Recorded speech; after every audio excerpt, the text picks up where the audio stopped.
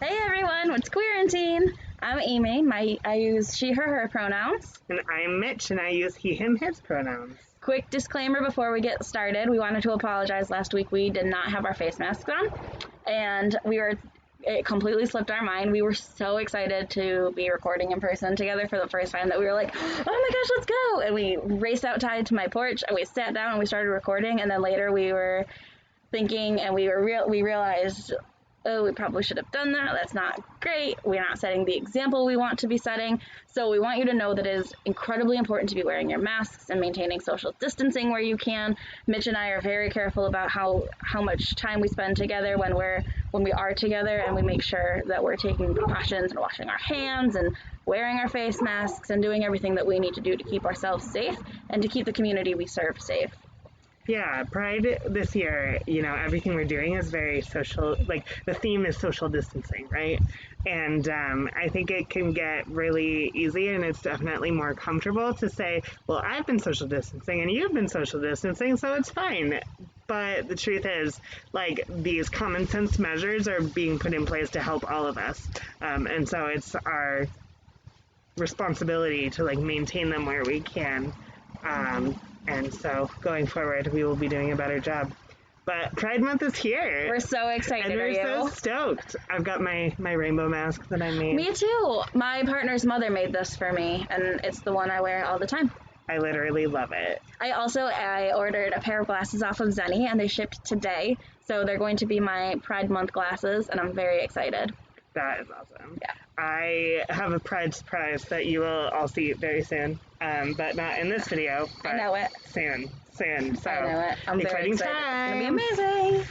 Yeah, so what we wanted to do on the first day of Pride, June 1st, is talk about the history of Pride and why it matters, especially like in relevance to, things that are going on in our current events realm. Also, like, to note first that some history is happening here locally today on June 1st at City Hall here in Geneva, which is where our festival usually happens at the lakefront.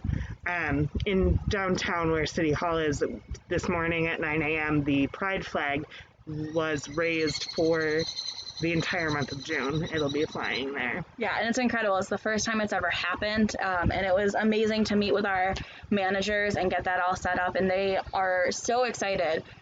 So we're really thrilled to be able to start sharing that solidarity on even higher levels than we have been able to in the past. Yeah, and we really appreciate especially Joe Venucci down at City Hall and City Council as well for making that possible. And we're going to plug in the video of the raising itself so y'all can see it. Yeah, so that'll be at the end of this video so you can see it's amazing. We're really excited. Yeah. We're talking about it like it's already happened because it will have happened, but it hasn't happened yet. So it's like a really fun... I'm just dancing around a flagpole in my brain. Apparently Mitch has a maypole going on in his brain right now. Yeah. But we are recording a little bit early just because we have so much coming at you that we want to make sure that the content we're delivering is, top quality that we can provide. Yes. So we will be tagging the flag at the end of this video, but we are actually sitting on my couch on the 28th of May right now. So... because this is a topic that I could talk about for years, and that is the history of Pride itself. So last year, 2019, was the 50th anniversary of the Stonewall riots.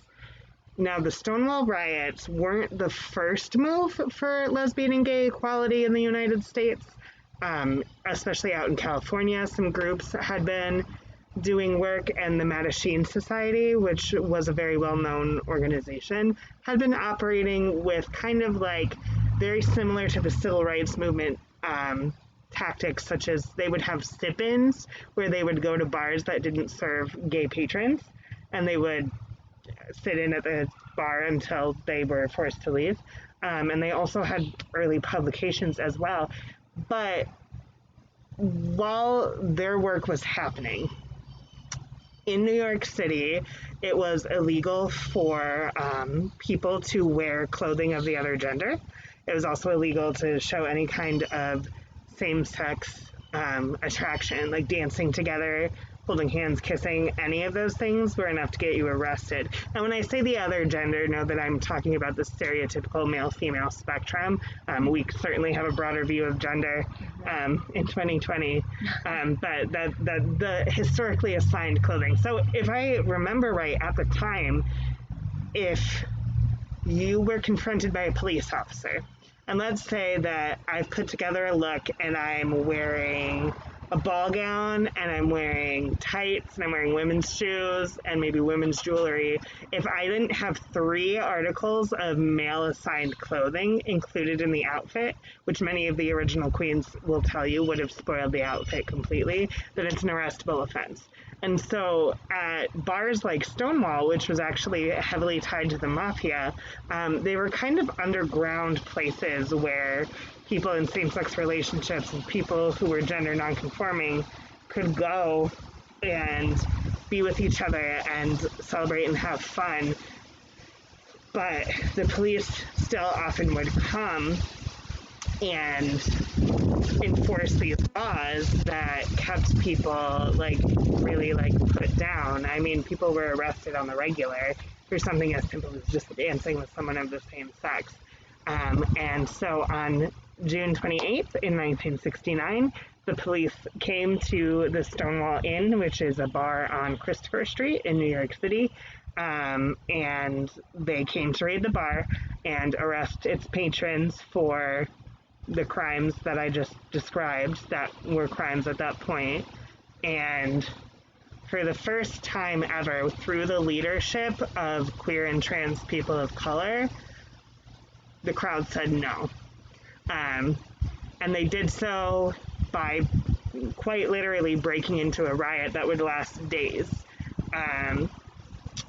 It's believed that Stormé de la Verrie, forgive me if I said her last name wrong, she was a very well-known Black lesbian who was kind of like the protector of lesbians in Greenwich Village. She was being arrested, and she looked at the crowd around her and said, aren't you going to do something? And that moment is what many people say, sparked the actual riot. And they were successful that first night in driving the police away. They were able to prevent a lot of people from being arrested, and the demonstrations continued. So from that pushback, from that refusal to allow the injustice to be continually perpetuated, this whole era of social change was born, and it certainly has been a long road. We look back on it and we look at all the work that there is still to do, and we see it reflected in a lot of what's happening today as well. But it's the language of a people who have been oppressed and want to build a better world, really. A year after the Stonewall riots kicked off in 1970, the first Pride marches were held in the United States, in New York City, Los Angeles, and Chicago as well. Brenda Howard is a very well-known and well-appreciated bisexual feminist activist who is one of the people who really felt very strongly that if we were going to have LGBTQ Pride, it be in honor of the Stonewall riots and it be around the time that kicked off. So that is why we celebrate Pride in June, which I know is a very common question. Locally, we are very close to a city called Rochester, and in Rochester, Pride is historically in July. That's because before the whole Stonewall movement really kicked off, there was a gay men's group that had an annual picnic every July, and so they still celebrate in July because that's their local history. But nationally, Pride Month is held in June in observance of commemorating the Stonewall riots. So then 10 years after that is when homosexuality was decriminalized in New York State. That was the year 1980. So the people who were being arrested for being in same-sex relationships the night of the Stonewall riots could continue to be arrested for those relationships for another 11 years after that happened. It wasn't this happened and everything changed right away. It wasn't until 2000, and that's a 3. Is that a 3? It's a 3? It's a 3. It's a 3, yeah. That homosexuality would be decriminalized on the federal level in the United States of America. And that was only made possible through the Matthew Shepard Act, which was brought in honor of course, Matthew Shepard, who was brutally murdered in an extremely violent hate crime. There's a play called The Laramie Project that is an excellent walk through his story, and I highly recommend it. It is very deeply upsetting. It's a very triggering topic, so I just want to put that out there.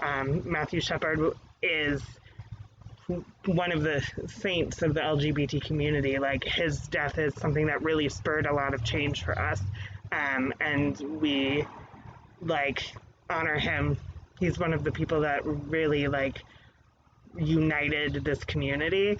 But I just want to warn you that if you look into it, it's not the prettiest. It's not the prettiest topic. It's very tragic. Yeah. Very tragic. So, and then homosexuality was decriminalized federally, but it wasn't until another 6 years later that in New York State, the Sexual Orientation Non-Discrimination Act was passed, and that is called SONDA, which made it so that and this was for sexual orientation and sex, actually. So based on gender discrimination as well, we got the anti-discrimination protections that somebody couldn't be fired or evicted or anything like that because they were a woman or because they were gay. That happened in 2009, and that was just for New York State. This is where I'm going to mention, and I will talk about this more in a little bit, those protections still don't exist on a federal level. So on the basis of sex or sexual orientation or gender identity, there are no federal anti-discrimination protections yet.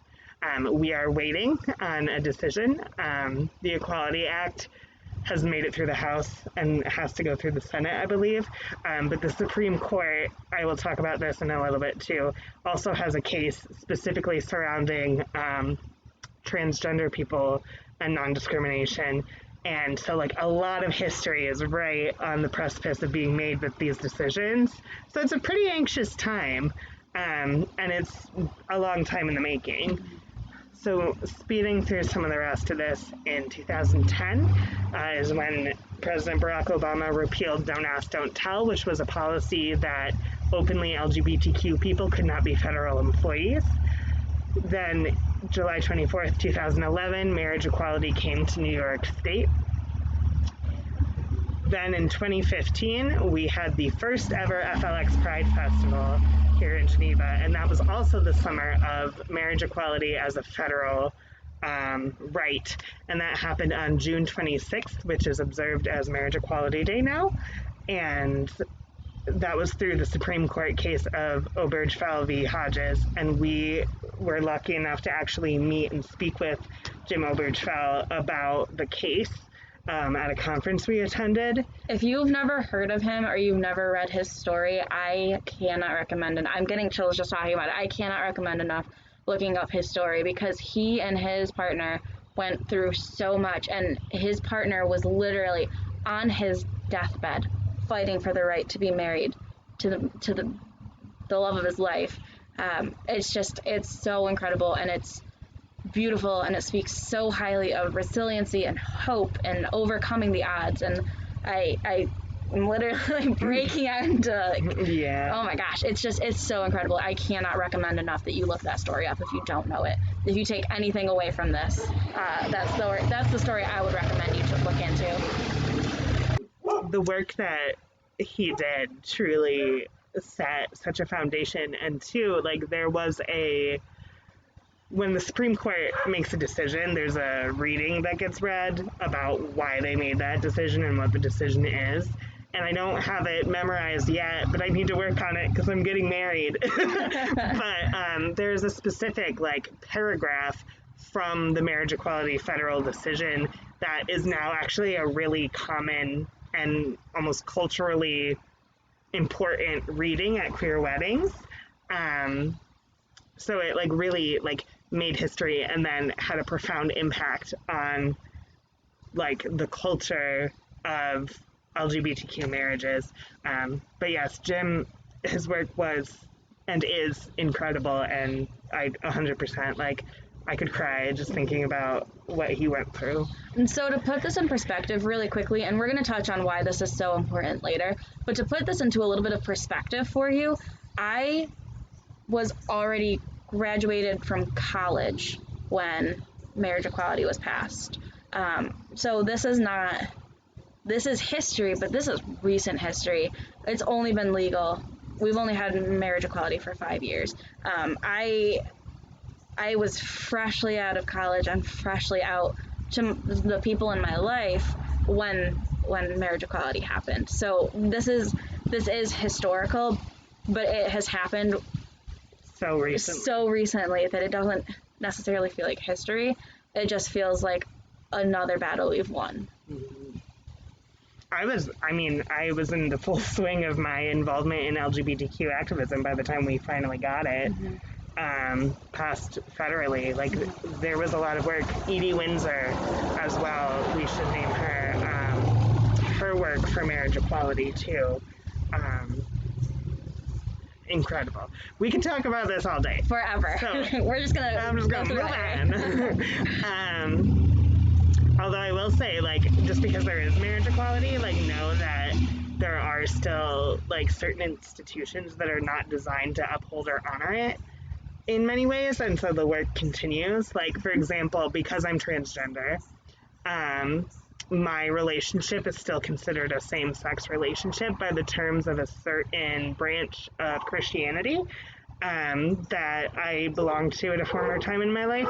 So even though same-sex marriage is legal, pastors under this branch of Christianity do not perform same-sex weddings. And so one, you know, that's already a problem. But two, even my straight passing relationship, like, if I wanted a person in my family who's deeply connected to that branch of Christianity to do my wedding, they couldn't do it without losing their job. And I mean, culturally for me, I don't practice anymore, but culturally I'm still Catholic, and there's not a chance that I would be able to get married in my childhood church.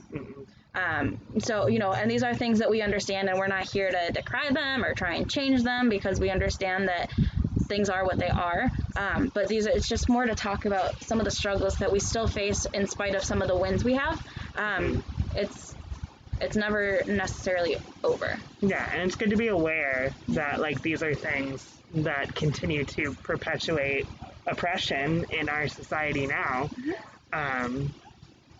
So moving on, in 2019, which we may recall was actually only 5 months ago. It feels like it was 10 years ago, but it was actually only 5 months ago. That is the year that in New York State, we finally passed GENDA, which is the Gender Expression Non-Discrimination Act. Before I was on hormones, when I still had a soprano's voice, was in Albany every spring screaming about GENDA, because we were working so hard to just be able to not get fired if you cut your hair short.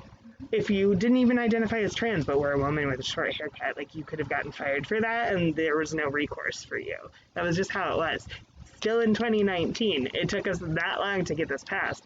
Like, it's important when we're talking about gender expression to know that it not only protects transgender and gender nonconforming people, but also, like, literally anyone outside of the confines of the heteronormative cultural expectations. Like, equal rights are for everybody. Like, these freedoms belong to everybody and are to protect everybody. I literally could talk about GENDA itself for a whole day. I met people from all over the state doing that work, and the thrill of it. Like, a friend of mine who has been in the movement far longer than I've been alive, I actually ran into her before it was actually passed. I didn't know yet, but she had friends who were actually present at the signing who like tipped her off that they'd been invited to go to the signing. So she like pulled me aside in a grocery store and was like, this is happening. It's happening this year. And I literally just remember that moment because like finally, like if I got fired or turned down from a job for having transitioned, I like was going to have some protection to fight back on that. And it was really a pivotal moment. But, you know, here we say 2020, that's the Supreme Court case that I'm talking about right now, is about transgender protections in the workplace, when it comes to accessing medical care, when it comes to housing. The Supreme Court is, and I know I've been saying this for about a month, but it's been true for about a month, that any Thursday, which tends to be decision day, the decision is coming. Like, they're going to be rendering a decision on that case. And it could honestly go either way. My father always tries to remain optimistic that the Supreme Court will continue to uphold civil rights for all Americans. I want that confidence. I wish I had that confidence. But like, we still don't have those protections federally. We're waiting and watching on that right now. So Stonewall was 51 years ago now, and there's still so much work to do. So my partner and I went to St. Martin last year on vacation, and our flight we took left from New York City. So we were in New York City the night before the big Pride Festival and all those things that were going on, and we went to Stonewall, and we have a picture in front of it, and we actually have a pride flag that was taped to one of the fences outside of it. We have our pride flag. It's in our kitchen right now, but we snagged that because we were like, not only are we in front of Stonewall, which is our history, we're in front of Stonewall on the 50th anniversary when New York was like part of international pride that year, and it was just incredible. So it was just amazing to see that all these years later, it was still so crowded, and there were so many people out there celebrating and getting ready for Pride, and it was incredible. And that's really why Amy and I both talked about this. We were so passionate about bringing FLX Pride to you this way this year, because for the first time since Stonewall, there will be no Pride March in New York City this year. It has happened every year since Stonewall, and this year it's not safe for them to. And New York is really leading the way and like taking care of people and using common sense measures. And I believe they are still working on doing some things digitally around Pride, because New York City does Pride like nobody else, because it's literally the birthplace. But when we talk about like the impact of missing Pride, like people literally come, not even on a World Pride year, but in general, they go to New York City because nobody does Pride like New York City does Pride. Nobody. So Pride is just a really important personal moment for a lot of people, as well as like a cultural observation.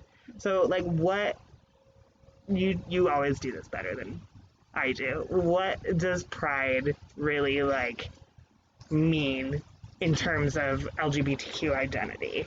So Pride is huge for a lot of reasons. For a lot of people, they know that it's this safe time that they're going to be around their peers. For a lot of people who are questioning or are not super sure, or who aren't out day to day, this is their one chance a year to be able to have that, and to be able to have that solidarity, and to find their peers, and to be happy and open about who they are. A lot of people spend their entire lives hiding who they are. And part of the reason why Pride is so important is because prior to and even after the Stonewall riots, the LGBTQ community were told to hide who they were and to be ashamed of who they were. When historically, I mean, same-sex attraction and transgender people have existed for centuries, forever. And we see it in animals and humans. So it's not just this weird random phenomenon that happened in 1969. So a very important movement in a lot of ways. And it's also really important to know that it's okay to be proud of who you are. We talk all the time about all these different discrimination policies that are in place. And I don't know if you're aware of this, but there are a lot of things that really sort of force our hands even today with all these laws in place. My partner and I have to choose where we go on vacation based on whether or not we're ready to deal with looks or having people say things to us. We were planning on going to Egypt, and we were like, okay, if we go to Egypt, we're just going to be best friends because neither of us wants to be detained in Egypt. Unfortunately, that trip got canceled because of COVID, but we were prepared to go there as best friends, and that was it. There are some states we can't go to unless we're ready to maybe deal with some backlash, even though there are anti-discrimination policies in place. So there are still a lot of dances that LGBTQ people have to do just day to day. And for a lot of people, it's not safe to be out. And for a lot of people, it's not safe to even broach that subject. So having Pride is so much more than just the festival one day a year. A lot of people, it gets them through year to year because they know that even if they have to hide who they are for 360 days a year, there's going to be like a week-long period where they can be out and they can be open and they can be with their friends and they can experience that life. And it was crucial that we put an online festival on this year because we work with a lot of kiddos who are in unaffirming households. And so whether it was in person or not, they may not have been able to access this. A lot of people can't access it due to transportation, not having money. A lot of people don't feel safe, especially after the Pulse incident that happened so many years ago now. Not so many. That was 2016. That was the year I graduated college. I was there. Yeah, so 6 years ago now. So when we were saying it's history, oh, right. 4. I said 4 and then I said 6. I am a social worker for a reason, not a mathematician. You tripped me up with 2016. Sorry, I got you. Regardless, we said it earlier, it's history, but it's so recent that, it all just kind of blends together at this point. So having Pride is more than just a chance to go wild for a day. It's a chance to be who you are and be proud of who you are, and to know that if you don't feel like you're in a place right now where you can get through, there are people who have gotten through and who are all on the other side of all those crises they've been through. And it's a hard road and no one walks the same path, but we've all been there in certain ways. And so for those of us who are longer standing members of the LGBTQ community, we sort of can act as mentors. I love working with our kiddos who are sort of just starting to test the water and come out, because I remember the excitement of trying to figure things out, but I also remember the fear, and I had some really good supports in my life. And so being able to be there for those people and be there for our community members who are so unsure and are so frightened and so worried and all these mixed feelings of excited about who they are, but then so scared about coming out and all the backlash that could happen, and preparing themselves for the worst because it'll soften the blow if the worst happens. Pride is really kind of there as a blanket to wrap around our LGBTQ community members, and to know that we're not alone and that we have resiliency and we have hope. And year after year after year, we're going to continue coming back together.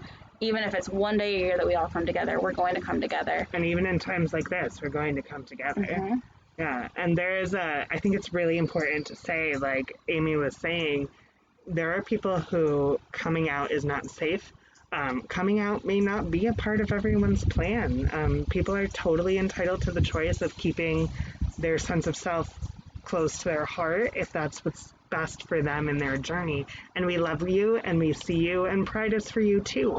For people who are asexual, aromantic, agender, who often feel really excluded from the community, Pride is for you.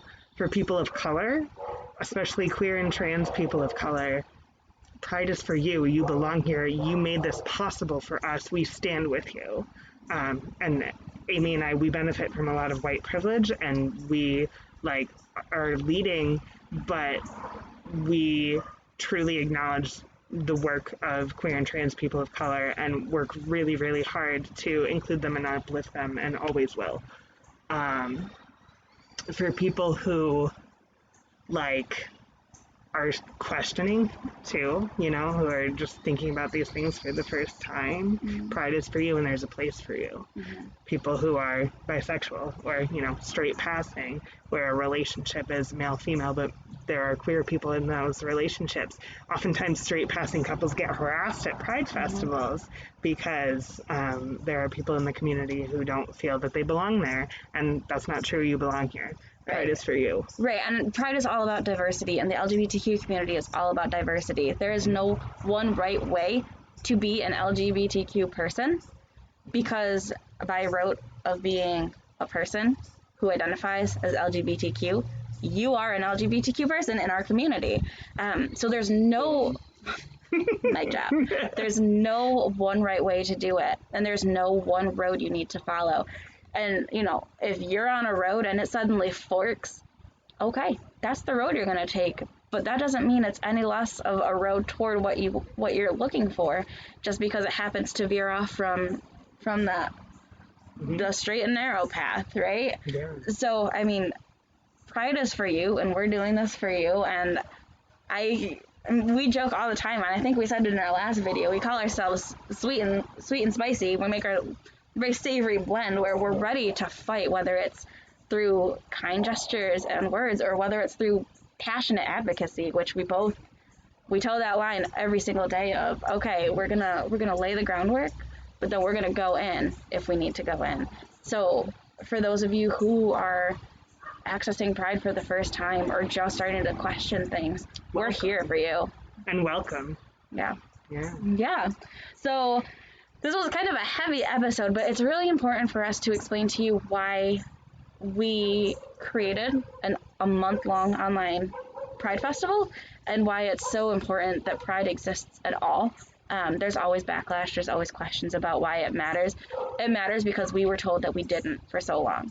Mm-hmm. And we want you to know that we see you, and we know we matter, and we know you matter. So. And we're in this together. Yeah. Always. Chosen family is really, really important, and the whole community is one big chosen family in my eyes. We rise by lifting others, and we're more than happy to have put all of this work in and to continue to put the work in to make Pride a really fun and special educational time for you to celebrate however is safest and best for you. Absolutely.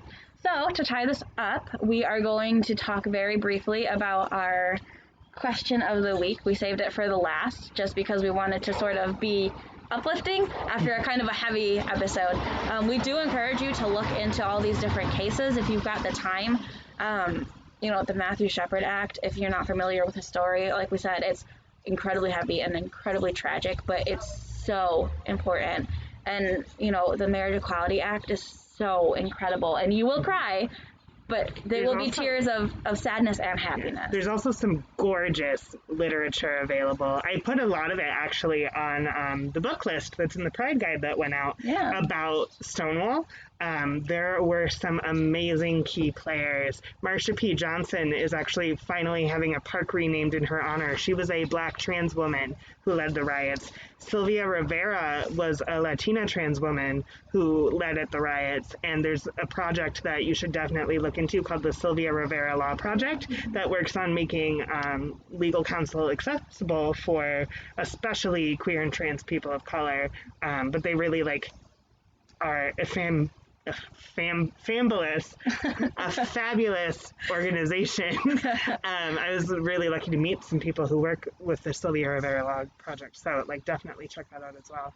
And we will be coming to you all month long. We are going to be doing a little bit more queer history, but we're doing a little bit of fun queer history coming up soon. I'm pretty excited about the things that I'll be covering, and I know Amy is too. Oh, I'm stoked about the stories I'm going to be covering. So there's some fun stuff coming. There is. And beside our videos every week, we also have our craft nights and our lantern launch and our song. We've got someone making a song for us, and we've got contests. So we've got a lot of really fun stuff coming. Pride is not always heavy. It's heavy out the gate for us this month just because there are so many people who don't know about it and don't know why it's so important. But I promised you we were going to end this on a happy note. So Mitch, yes, tell me what your favorite color of the Pride flag is and why.